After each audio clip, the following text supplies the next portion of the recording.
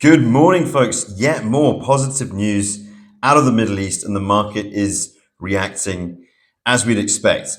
To be honest with you, though, from my perspective, much the same situation as yesterday, at least in terms of where I stand on will this last, will this stick around.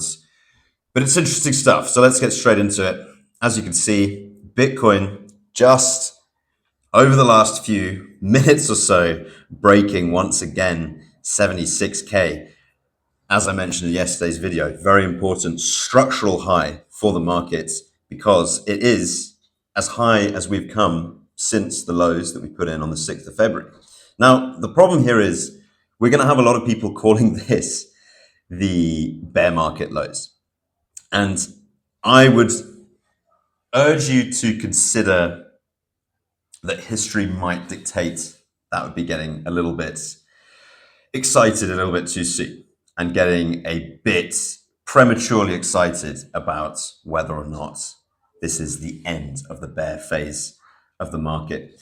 I'm still in my long and I'm not ready yet to jump out of that and get short, but I am watching this situation in real time. Okay.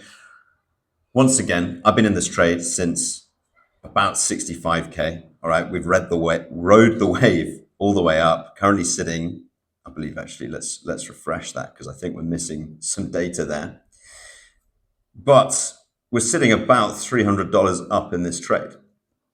There it is for you. So as you can see, $306 up in this trade. 0.003 BTC up in this position, 20x long. And yeah, once again, the target for this initially was the top of the range.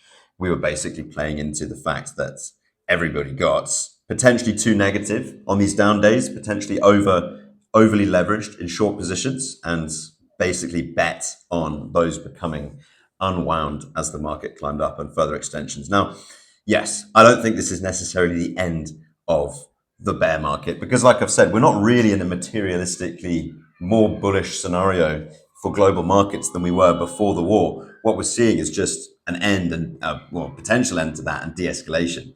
The potential being the important word there and the important distinction, which is why I think, yeah, I want to be wary of celebrating too soon. And yeah, I'm interested in getting short again. Not just yet right now. Okay. I'm watching how we break through these highs because we've hit once already. If we saw a nice big spike up into liquidity up here, then I would look to start building into a short position and get completely out of this leverage long, which I will be downsizing shortly. And the reason for that is basically overinflated sentiment, people getting leveraged long, and then those longs becoming liquidated if we see any sort of retracement in the sentiment for any reason at all.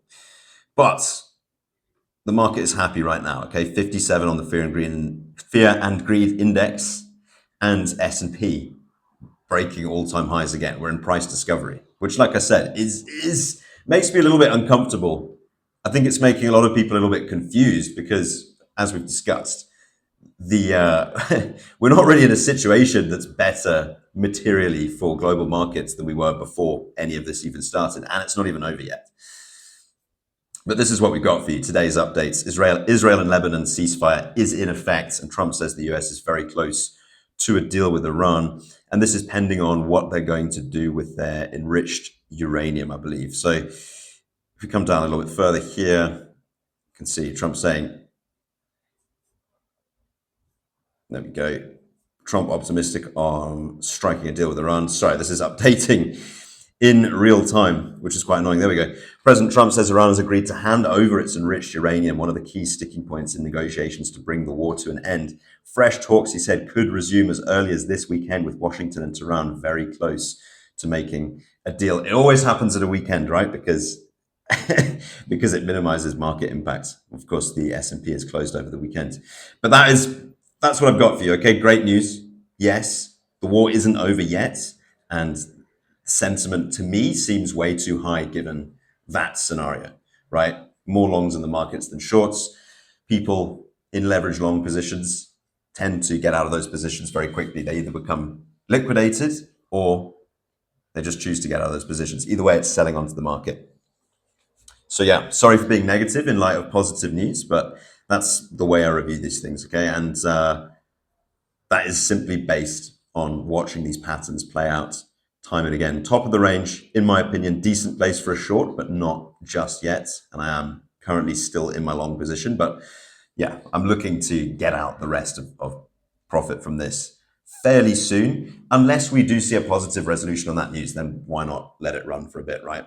But we will see a stack of people jumping in leverage long, and we will see eventually a lot of leverage longs becoming liquidated one way or another. But as always, purely my opinion, shared just for entertainment purposes. Don't consider it financial advice. Thank you so much for watching. If anyone wants to come.